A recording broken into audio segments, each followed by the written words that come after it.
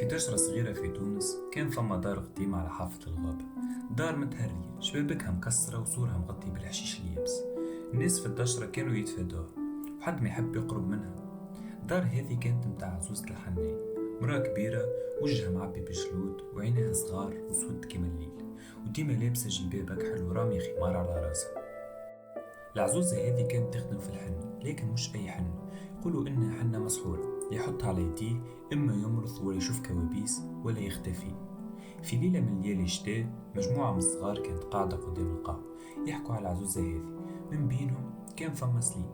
سليم هذا شاب متهور وعنده الجرأة، ما كانش مصدق الخرافات هذه. كل ما يسمع حكاية العزوزة يضحك ويقول لهم: يا أخي عزوزة تحط الحنة تولي سحر، شرديتونا عايشين في عهد الجن.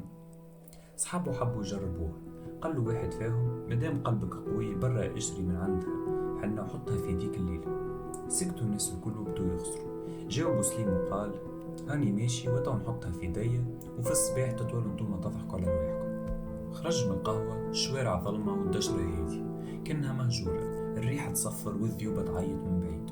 وصل دار العزوزة يلقى الباب متاكل، وهيك اللحظة بعد تفكر اللي هو في تحدي نزل على قلبه ودز الباب بشوي. أول ما دخل شم ريحة الحنة مخلطة بريحة غريبة، ريحة كالعفن.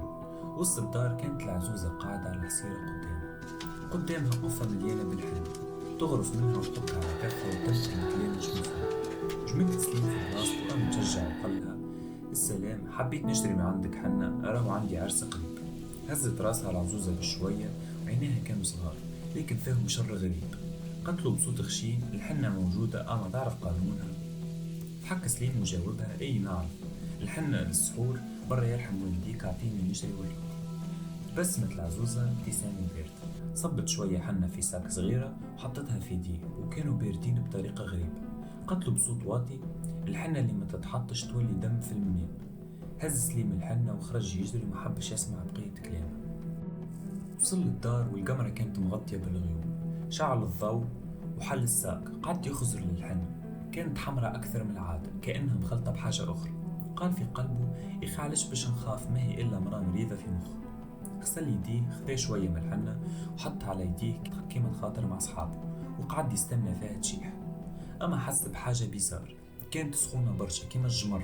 قلبه بدا يدق بالقوي، أما حاول يشد روحه وبدا يقول لكل هذا تهلويس.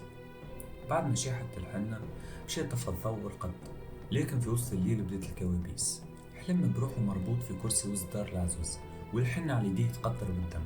العزوزة كانت قدام ووجهها كله أسود وفمها كان كبير بفصون مش عادية. قتله وعد واللي يخلف وعده يخلف روحه. لحظة لحمه قشعر وحس بحاجة رزينة فوق صدره. حل عينيه يلقى العزوزة باركة فوقه، كان ضحكتها باردة عينيها تلمع في الظلام. حاول يتحرك لكن بدنه كان جامد في بلاصته. حس بالنفس متاعها وسمع صوتها وهي تقول له: ما زلت حي أما مش الوقت طويل. في الصباح صحابه يستاهلوا ينقوا في القهوة لكن ما جاش. مشاو لدارو يعيطوله أما الباب كان محلول والدنيا ساكتة. دخلوا بشوية يلقوا الحنة مبزعة على القاع أما سليم ما كانش موجود. فما اللي يقولوا إنه اختفى، لا أثر لا صياح لا حاجة، كأنه تبخر.